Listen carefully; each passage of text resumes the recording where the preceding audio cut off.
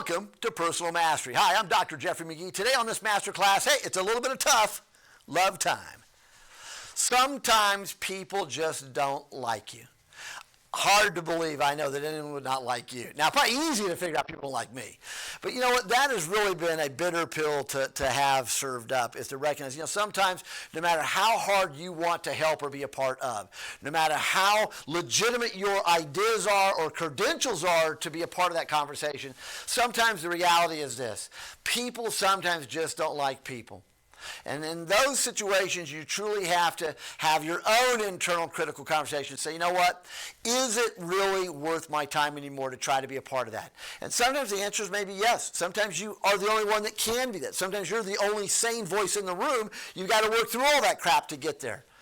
But other times, maybe the reality is just simply, sometimes people don't like you. Suck it up, shut up, go on, and enjoy life somewhere else.